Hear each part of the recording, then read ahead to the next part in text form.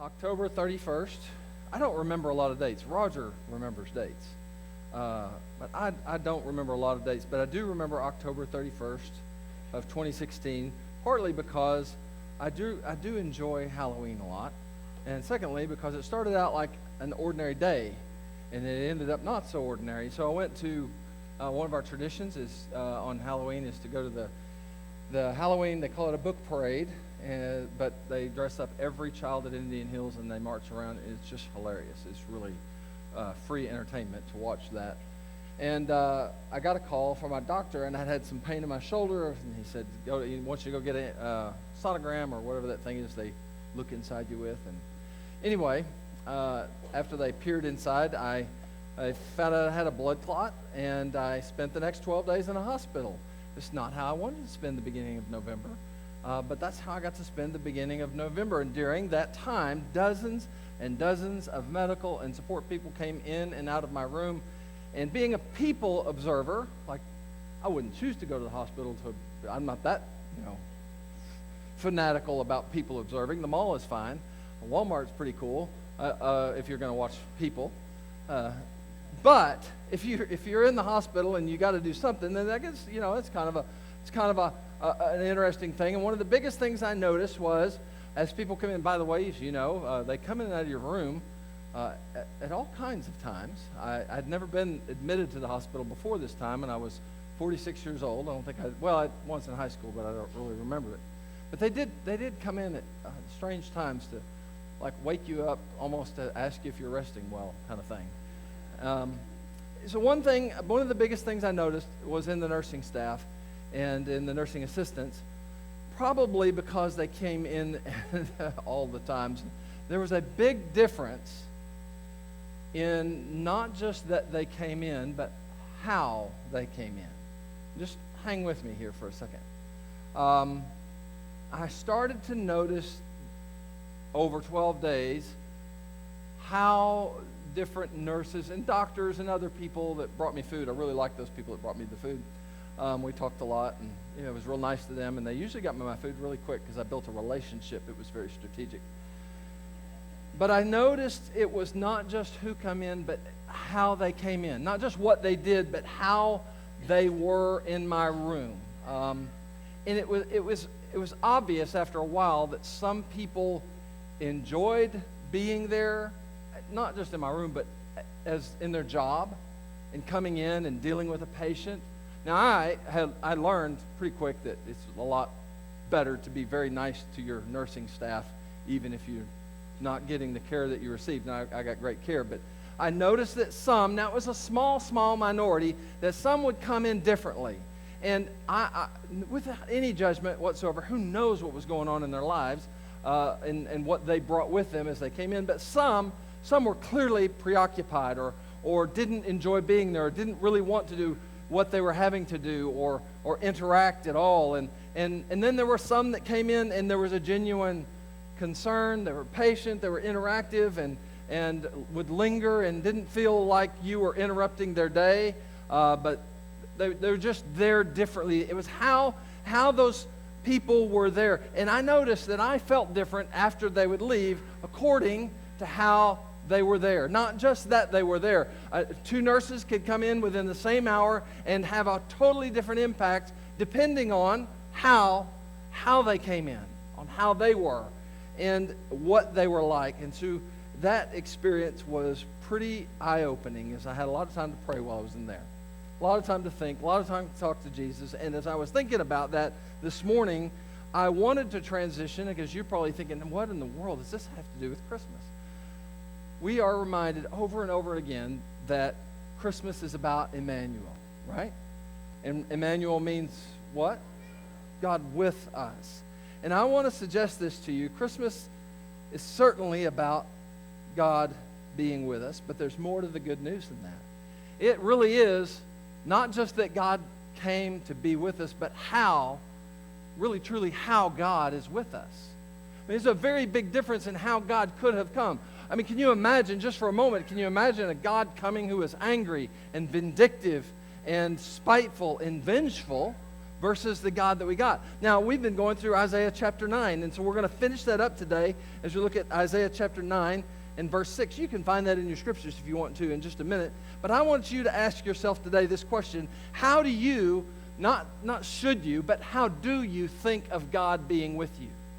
I really need you to go there with me just for a moment, because this whole message is built upon your willingness to kind of go there. How do you, when you are just doing life, when you're just going through the things that you did yesterday, whatever you did yesterday, wrapping presents, baking, shopping, cleaning up for company, traveling, going to a wrestling tournament, or whatever you did, how did you, if you thought of God, how did you perceive Him being with you?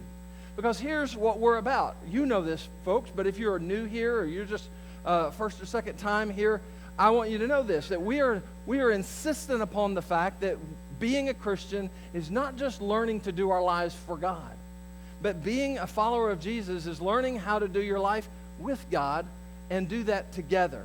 So my question to you is really important to that end, is that how are you perceiving God being with you? Because you can't do life with God without being aware of the how. How? And we don't need you, and you don't need you. God doesn't need you to give the right answer unless it's honest and true. How?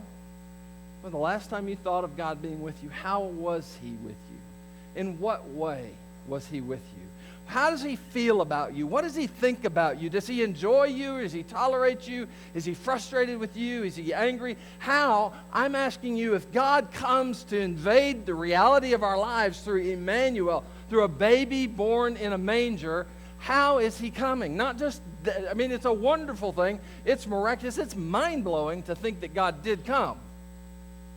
But I am urging us to ask ourselves this simple question: how is God with us? Because it was important. It was so important that we know how God was with us, that it was prophesied how He would be with us hundreds of years before it ever became a reality. So I want you to listen closely. Just stay seated today. Just listen closely to Isaiah chapter 9 and just this one verse. Isaiah, prophesying under the inspiration of God's Spirit, says this: "For a child will be born to us.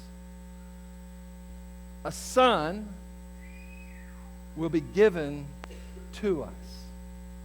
A child will be born to us, a son will be given to us, and the government will rest on His shoulders. And His name," if we were to paraphrase, we could say this, and here's how He will be with us. And His name, He will be known to be, and His name will be called Wonderful Counselor, Mighty God, Eternal Father, and Prince of Peace.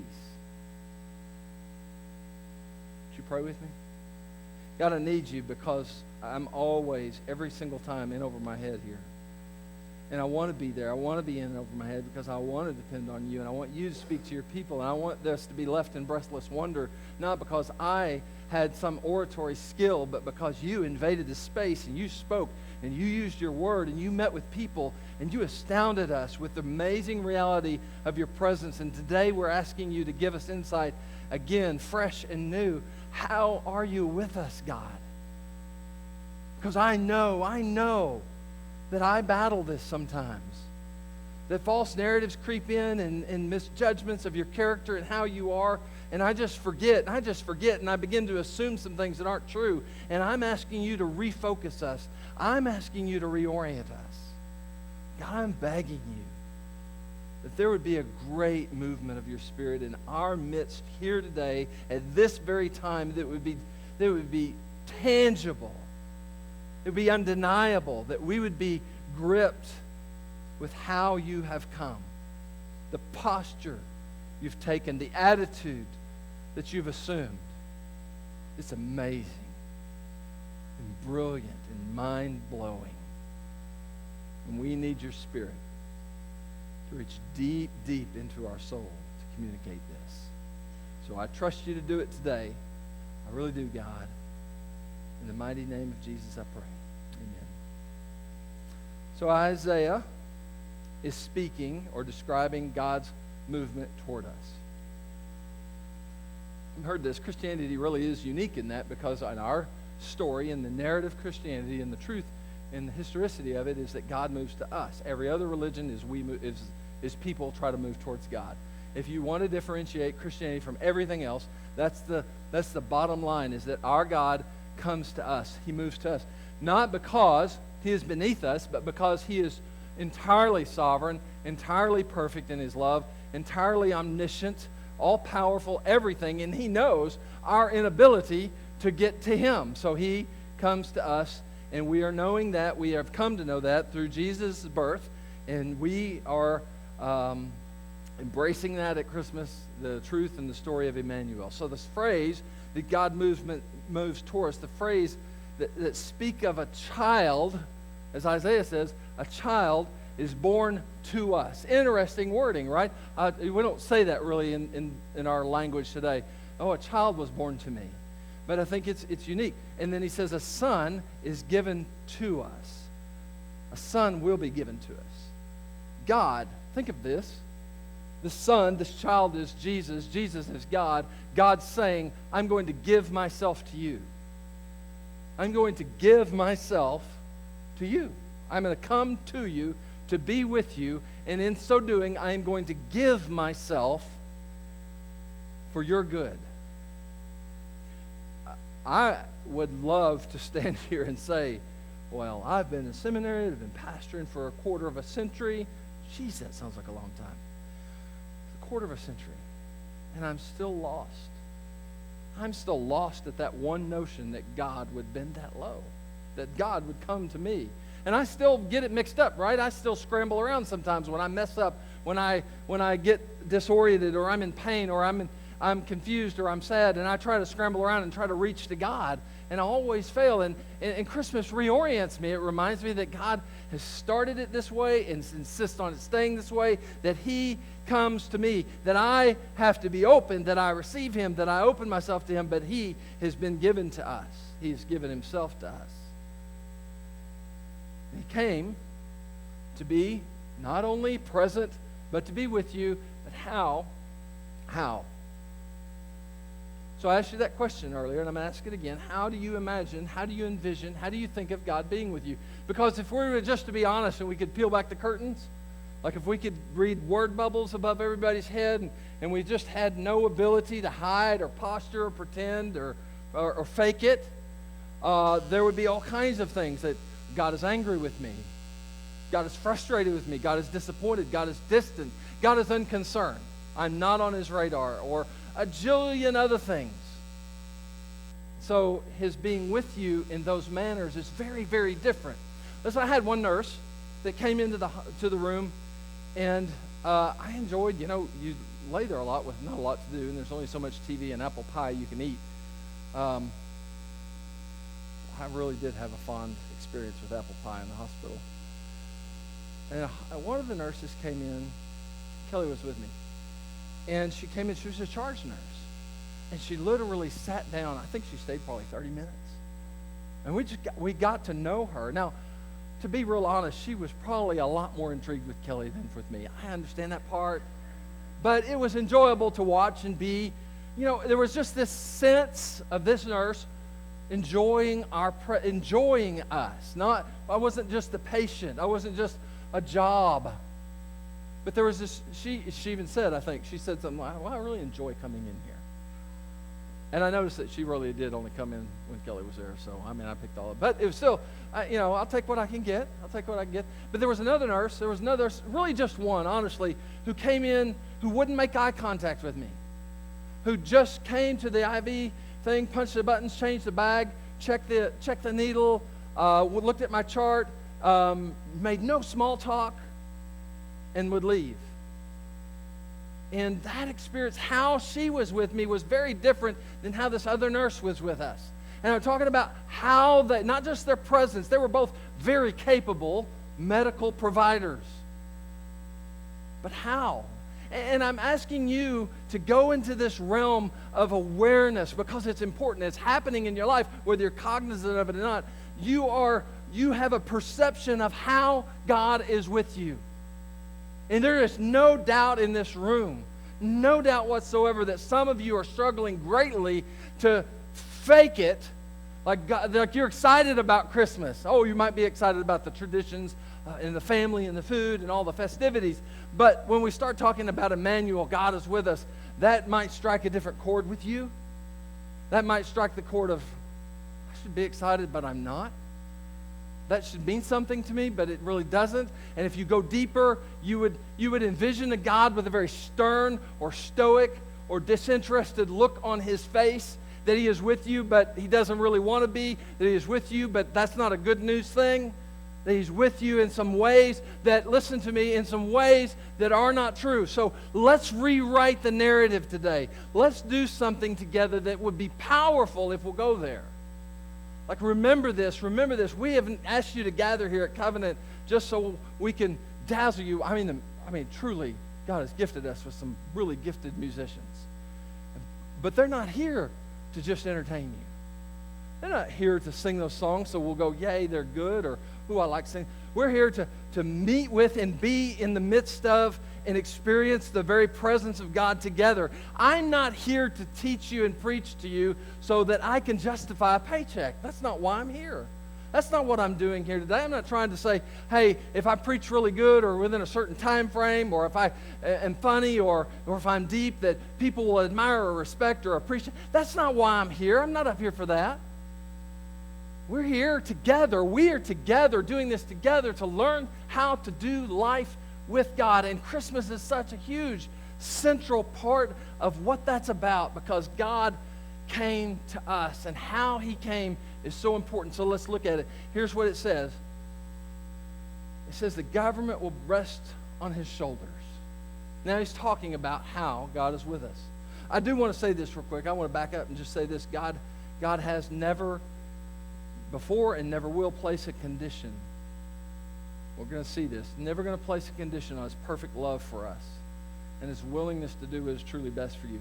Now I'm going to try to prove that, if you will, demonstrate that through the rest of what we're going to talk about. So Isaiah says, Jesus is going to be born.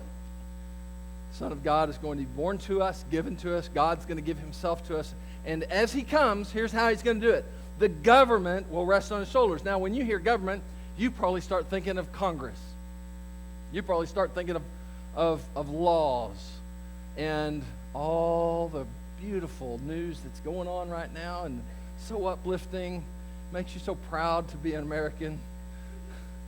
Our political system's clicking along just perfectly, and if you associate that with this, you're not going to get very far. The government's on his shoulders, huh? It's not what he meant. It's not what he meant. The word for government means rule or dominion, authority over.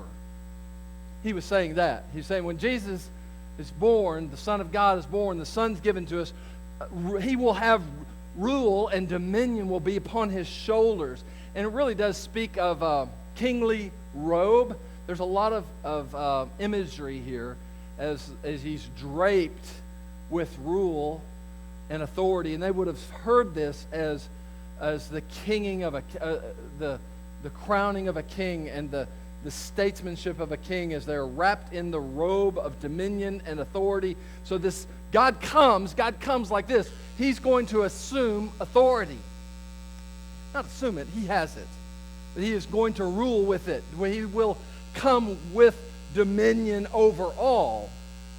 You know, it's one thing to have dominion. I have very little dominion, I found out. That is really autocratic kind of rule. I always think I would kind of like that, just to have my say. And, I do. I get to, if I want chocolate milk at 10 o'clock at night, I don't ask anybody. I just do it. I can have some dominion there. But in other realms, I don't have as much dominion. Partnership. Let's do that. Partnership. God, listen to me close. This is very important. God did not come to partner in terms of authority. He comes with complete authority. He doesn't have to ask permission. He's not going to say, I'll share it. And that is really, really good news. Have you ever been asked to be an authority over something that you're just not good at? Do you really? I need you to take control. If somebody came to me and said, I need you to, this is just going to be funny. I need you to organize. See, that alone is funny. So no one would ever say that to me. It would just stop right there. I need you to organize anything. Let's just stop there. It would just stop there. I don't want dominion over organizational responsibilities in my home, or I was just, that's not my, it would stress me out. Like I'm not good at that. I don't do that well. And you might think, like, I want dominion over my life. I want authority. I want to call some shots. God, you help me out if I get in a bind, but I really would like to do this. I mean, after all, it's my life, right? It's your life. I got this. See, the longer you walk with Jesus, the more you realize, just like I realize, I will never say, I would like to have organizational authority over whatever. I'll never say that. Because I have realized, I've come to know, I'm not good at that. I really messed that up. There are other people that do that much better. Almost everybody does that much better. And I'm glad to yield that, right? But here's what I'm learning as a follower of Jesus is I am the same way with my life. Like, I don't know how to do this as good as Jesus. And he comes to say, I have all authority. The government, the rule and dominion is on his shoulders. And that is good news because you may not realize it yet, but you don't know how to do your life like he does. Not like he does. I organize, family, y'all be quiet. I organize my garage sometimes. And in very short order, it seems like, sometimes it's lasted longer than others. I mean, I can get it there, like I can clean it out and make it all organized. So they all would not, it can look good. But in 1 week's time, it no longer looks like that. Like, I don't know what happens. I really, truly don't. It's not a conscious effort. I'm not saying, hey, I don't like it, I'm going to mess it up. It just reverts to a mess. And, it just kind of happens. And that's what happens to my life. I think, I've got this. I can do this. Let me call this shot with our finances. Let me call this shot with my relationship or whatever it is, or with my job or my career or my attitude or whatever this is. And I think I know. I think I've got it. I'm under control. And then I realize, I have no idea. And the sooner we realize that, the sooner we take this good news in, that the government is on Jesus. The government of what? Of our lives, of the universe, the rule and reign over us. The government's on his shoulders. Now look, and it says, in his name will be called. Now here's where we get down to the very nitty-gritty of how Jesus is with you. Because I want you to hear this today. When you put your faith and your confidence and your trust, your reliance, you're depending on Jesus, he is with you in a way that you need to know. He is not just arbitrarily with you. He is not with you in a different way that he is with somebody else in terms of his overall posture, attitude, and presence with you. There are some huge parts of how he is present with us in our lives and in the universe that we need to know that come to us at Christmas. It was so important that it was prophesied hundreds of years before it came to pass that we would know not only God's coming, but here's how he will be with you. This is important. So he says the first thing is his name. When he says his name, you could just substitute there, this is how he shall be known. He will be known to be. So much it is known to be this, and they'll call his name that, right? So, I can't think, I should have thought of an analogy, but I didn't do that in time. Every one I thought of was not a good one. It didn't come through my mind, but here, let's just go with what he says. Wonderful, he'll be known to be Wonderful Counselor. Some people debate whether there's a comma there, and he will be called Wonderful, period, and Counselor, period. I don't know that there's a lot of value in separating, and I don't think that's actually textually correct in my opinion. I think he will be known to be Wonderful Counselor. That Jesus is the only one, and Well, if we could lock this in, our lives would change dramatically again today. Jesus is the only one who can teach you how to do your life in a way that you will be satisfied and enjoy it on a consistent basis. Jesus is the only one. He's the only one that knows how to live your life. Isn't that amazing? I mean, you may not even agree with that. I understand that that's kind of it can fly against our sense of autonomy in America. But for me to tell you, you don't know how to live your life like Jesus does. And you might even say, well, he might know how to live my life like he wants me to live my life, but he doesn't know how to live my life like I want to live my life. Yes, he does. He knows how to live your life like you want to live your life more than you do. You don't even realize, and I don't even realize, how I will enjoy my life. So the Scripture warns us, there's a way that seems right to a man, but in the end it leads to death. That is nothingness. It comes to an end. It's a dead end. It's dark. It's nothing there. Jesus is going to be known and will be known, and this is how he is with you, as Wonderful Counselor, the one who can teach you how to live your life in a way that you would want to live it if you could only see it in advance. You would choose it every single time. You'd say, Jesus' way is better. I choose that. But if you are presumptuous, short-sighted, and you will not invest in any knowledge of the Scripture, you will come to false conclusions in how he wants you to live your life. That is, you'll start thinking, he's going to start making me live my life the right way, but not the way I want to live it. Like, I'm going to have to start following the rules. I'm going to have to start doing things that I don't want to do and stop doing the things that I do want to do. And I'm just not going to enjoy it. It might be right, but it won't be preferable. Not true.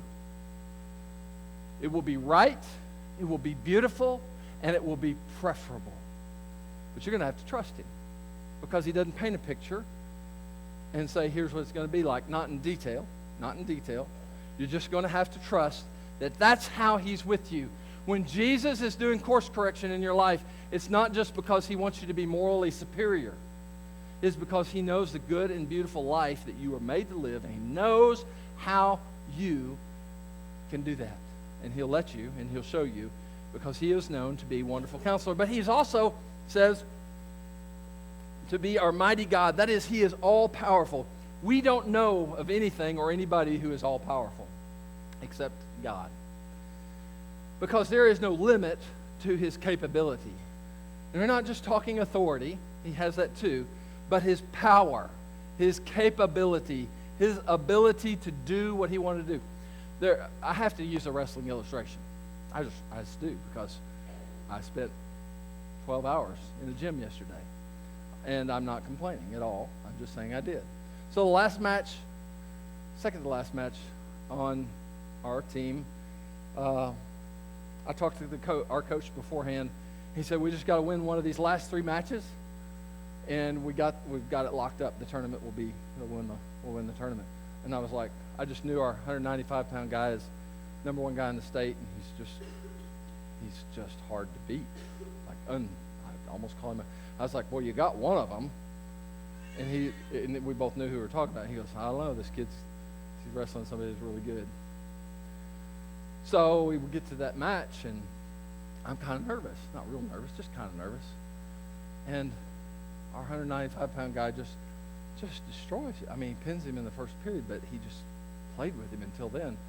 And I just looked at Coach and said, he didn't make that look like it was very hard. He's like, but not even, listen, he had all power on that wrestling mat. But listen close, that's not the power. That was an impressive display of physical power. I just tell you that. It was impressive. But the power and the mightiness of your God, I'm telling you, it can reach within in places in your soul that you didn't know exist, but are aching and lonely and hurting and broken. And your God, this mighty God, don't think about, breathing out fire or destroying nations or plundering foreign armies. Don't think about that. Think about the God who can get into your soul and heal. He's so powerful that he can heal your brokenness that you didn't think could be healed. That he can bring light to the darkest place. He is a mighty, this is how Jesus will be known. You walk with Jesus, you do your life with Jesus, because who is he? He's mighty God. Who wouldn't want to do that? I mean, why would we say, well, I don't know if I want to do, I don't want him to restrict my life. I don't want to live in the confines of religion, and I don't want to follow the rules. I can get my life straight. No, he's saying, come to me, all you who are weary and heavy laden. I am the mighty God, and I will walk through your life with you. So I'm on my way to Wichita yesterday morning. I'm ridiculously early. I'd never get up to do this unless I'm hunting. And it was 4:30 when I was on the road. In fact, I was coming to church. I almost said work. That didn't sound right. The pastor said, I'm coming to work on worship day. But I was driving here this morning. It was 7:30. I was like, oh my gosh, I'd been in Wichita for an hour and a half yesterday by this time. So anyway, I was driving down there and trying to think about how to stay awake. And I started turning the radio on, and I was like, why don't you just pray? It's like, well, okay. Really, seriously, that's about how it is. I know I probably should. Okay, I was just wanting to listen to Christmas music. But there was just this profound, first of all, sense that he was with me. All I did was become aware.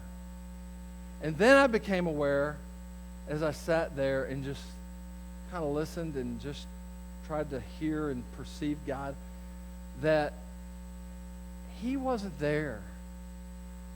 He wasn't there to just say, hey, Case, I need you to go around and, you need to quote a couple Bible verses to these people because they're going to use some bad language and they're going to be told that they need to watch their mouth.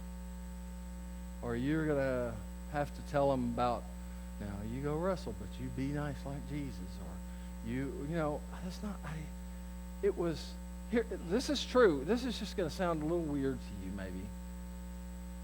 But as I sat there and I tried to figure out what God was saying to me, it just got really clear. That Jesus said, ask me, and I didn't hear a voice, but it was really clear. And it was actually the statement is, I want to go there with you. Will you let me go there with you? And I said, I said it out loud to the wrestling tournament. Now I know this stuff, I've done this before, but you have to relearn, right? And there was this mighty God with me, who was my wonderful counselor, and saying, all I'm asking you to do today is go with me to this tournament and let me go with you.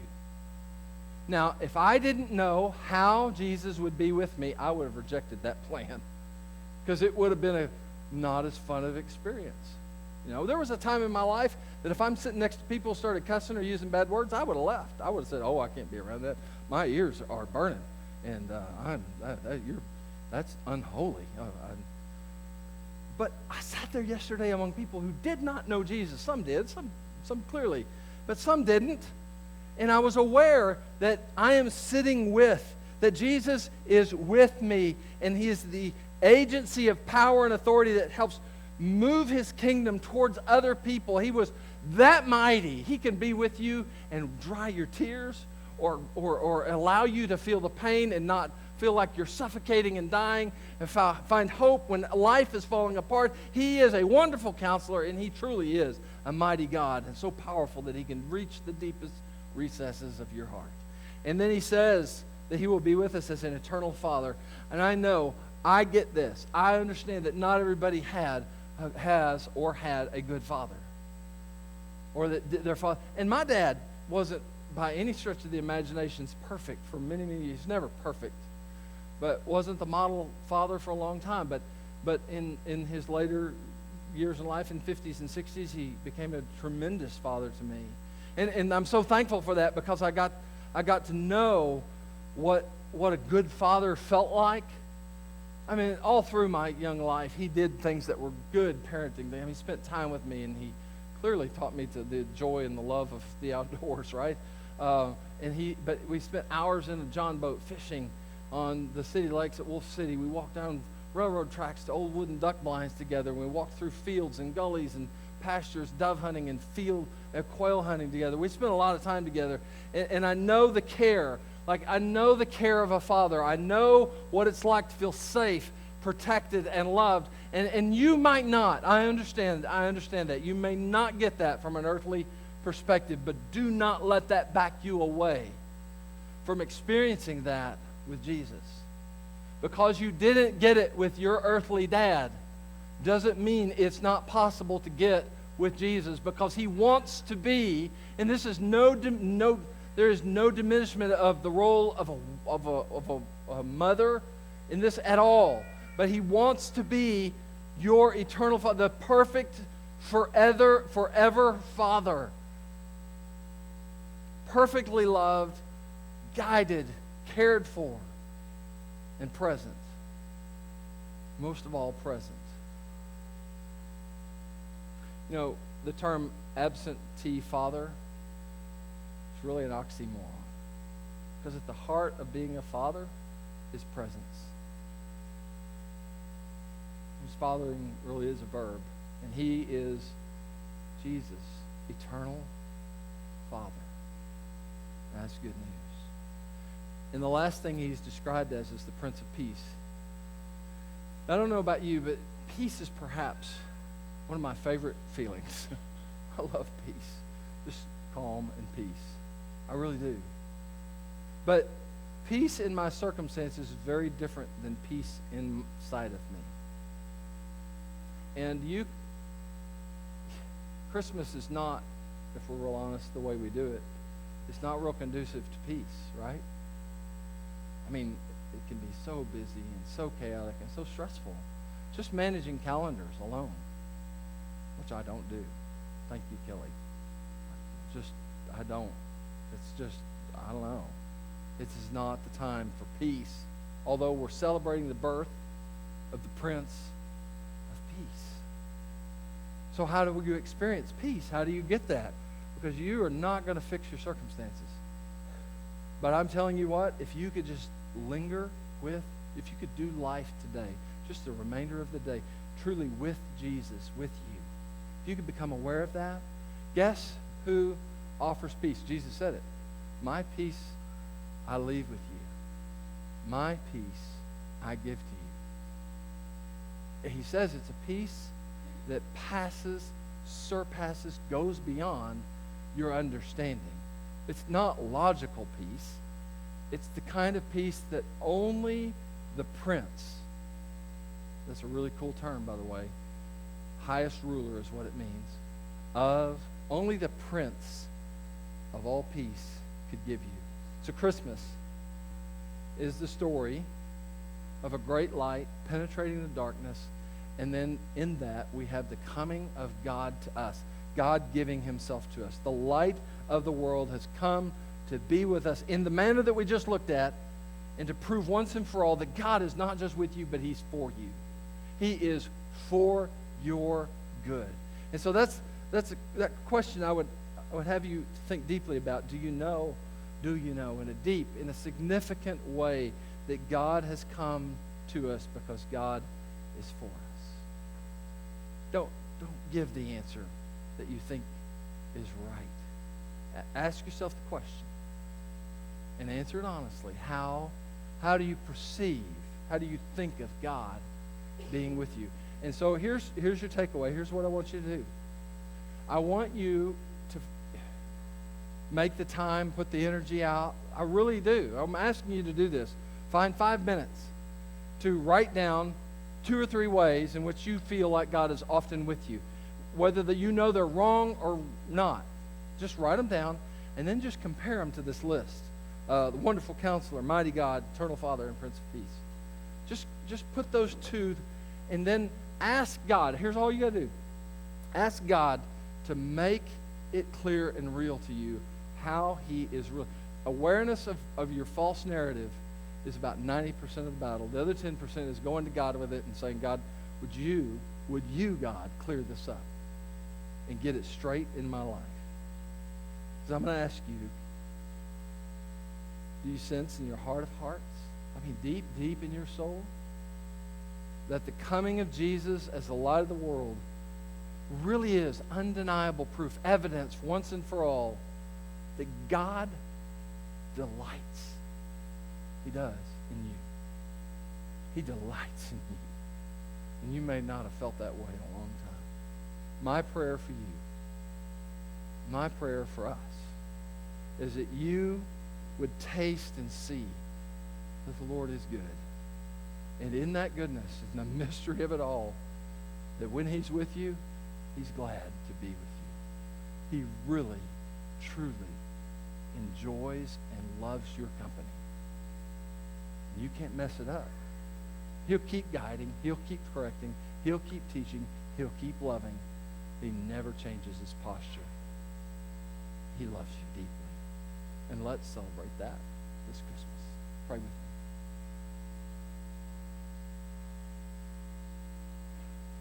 God, we're in deep water, and that's a good thing.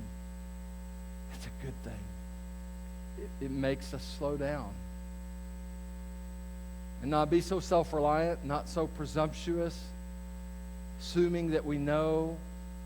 It causes us, and we need this, God. We need to be caused to check ourselves, to look, to turn and reflect on how we're doing and what we're thinking.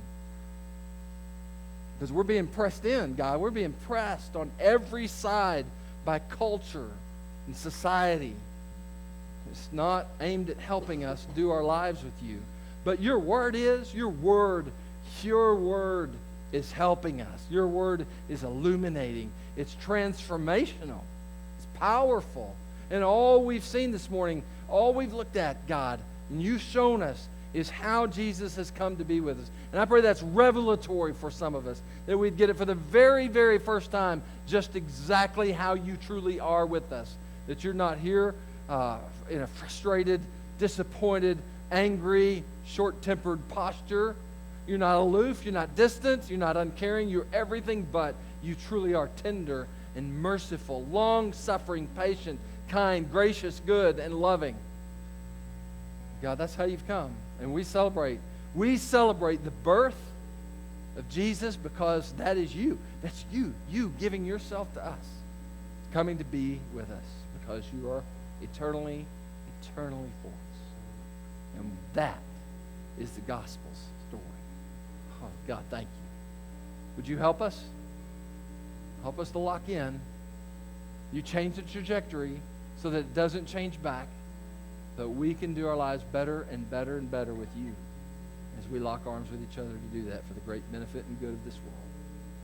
And we pray in the matchless great name of Jesus.